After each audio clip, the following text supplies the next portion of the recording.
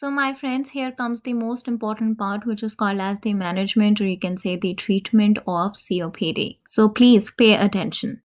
The management of COPD is divided into two. The first is called as the prevention, and the other is called as the pharmacological therapies. Let's talk about the prevention first. Most cases of COPD in the United States are caused by what? Of course, it is smoking. That's absolutely right. Therefore, an appropriate major emphasis has been placed on the development of community education programs, which focus on smoking prevention and promote smoking cessation. The second step in the management of chronic obstructive pulmonary disease include the pharmacological therapies, and they are divided into four major types. Short-acting relievers, which include inhaled beta-2 agonist, example, salbutamol. Long-acting relievers, which include inhaled long-acting beta-2 agonist, example, salmeterol, and inhaled corticosteroids, example, beclomethasone. Third class include bronchodilators, which include inhaled antimuscarinic agent, example, ipratropium. And the fourth class include oral prednisone. I know it's confusing. Let's have a quick mnemonic to memorize it. Here comes the mnemonic. Sam C. Brink Inc. from packet, where Sam stands for salbutamol, C stands for salmeterol, Brink stands for beclomethasone, Inc. stands for ipratropium, and packet stands for prednisone. Easy and fun. Let's discuss short-acting beta-2 agonist salbutamol. Salbutamol is a beta-2 adrenergic receptor that is used to treat asthma, bronchitis, COPD. But why it is used? Because it relaxes the smooth muscles of all airways starting from the trachea to the terminal bronchioles, thus protecting the lungs from bronchoconstriction. It is given in inhaled form like 2 puffs daily. What are the side effects of salbutamol? Well, remember this mnemonic. Take hamburger to school, where take stands for tremors, hamburger stands for headache, and school stands for sore throat. Easy. Second subdivision include long-acting salmeterol. Inhaled salmeterol belongs to a group of drugs called beta-2 agonist, and these are long-acting. These drugs stimulate beta-2 receptors that are present in the bronchial musculature, and this causes them to relax and prevents bronchoconstriction. And my friends, it also helps to control the severe COPD symptoms like wheeze, cough, breathlessness, and helps to prevent them. Here comes the fun part. The side effects of salmeterol, which can be remembered by using a mnemonic, which is Daniel helps boss. Daniel stands for difficulty in breathing, helps stand for hives, and boss stands for blurred vision.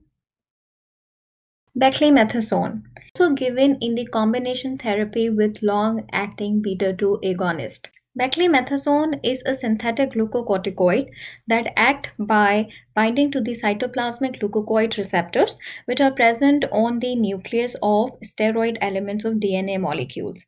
This inhibits the messenger RNA, which in turn inhibits transcription factors, nuclear factor kappa B. And this overall mechanism results in the suppression of inflammation and the immune response.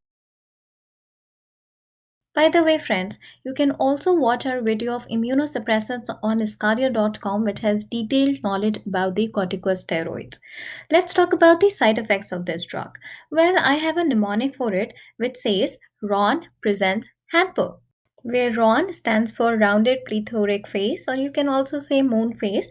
Presence stands for purple stria, and hamper stands for hyperglycemia, which is seen in diabetes. What if the symptoms they are uncontrolled with the high dose inhaled corticosteroids?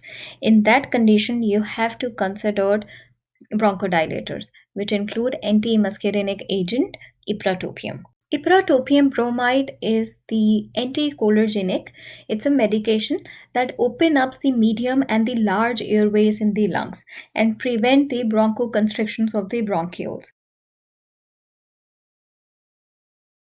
Ipratropium is given in combination with the beta-2 receptor agonist. And what are the side effects of ipratropium? Well, ipratropium causes 3 Ds: dizziness, dry mouth, and difficulty in swallowing.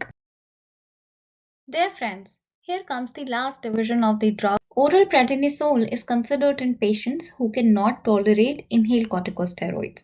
And what is prednisone? Prednisone is a synthetic anti-inflammatory glucocorticoid. It is derived from cortisone and it is biologically converted into prednisolone in the liver. It reduces inflammation by inhibiting synthesis of messenger RNA that will inhibit transcription factor nuclear factor kappa B. What are the side effects of prednisone? Well, prednisone can cause three N's, and those three N's stand for N for nausea, N for nystagmus, and N for nose bleeding. Easy. What are the complications that are noted in COPD? Well, according to the American Lung Association, the complications of COPD are respiratory infections in about 10 to 30%, heart problems in about 20 to 50%, lung cancers in about 30%, and high blood pressure in the lung arteries in about 25%. My friends, here comes the last part of COPD, which is called as prognosis. Basically, COPD is a chronic progressive disorder and its prognosis is based on the BORD criteria. Do you know that what is BORD criteria? Anyone? Okay, let me tell you. In BORD, B stands for body mass index, O stands for degree of airflow obstruction, D stands for dyspnea, and E stands for exercise capacity. And it is based on four variables. The first variable is called as FEV1. The second is called as distance walked in 6 minutes. And the third is called as dyspnea. And the fourth is called as body mass index. Now, according to this criteria, we used to judge the prognosis of COPD. And it is ranked with three markers 0, 1, 2, and 3. If FEV1 is greater than 65, then it is marked as 0. If it is 50 to 64, it is marked as 1. And if it's 36 to 49, then it is given 2 points. And if it's less than 35, then it is given as 3. And what about the distance? If greater than 350 distance is covered, the point given is 0. If the distance is covered between 250 to 349, then the point given is 1. And if the distance covered is between 150 to 249, then the point given is 2. And if the distance covered is less than 149, then it is 3 point. And the dyspnea is, if on a scale we measure the dyspnea, if it's between 0 to 1, then we will give 0 point. If it is 2, then we will give 1 point. If it is 3, we will give 2 points. And if it's 4, then we will give 3 points. And the body mass index, if it's greater than 21, we will give it 0. And if it's less than 21, we will give it 1 point.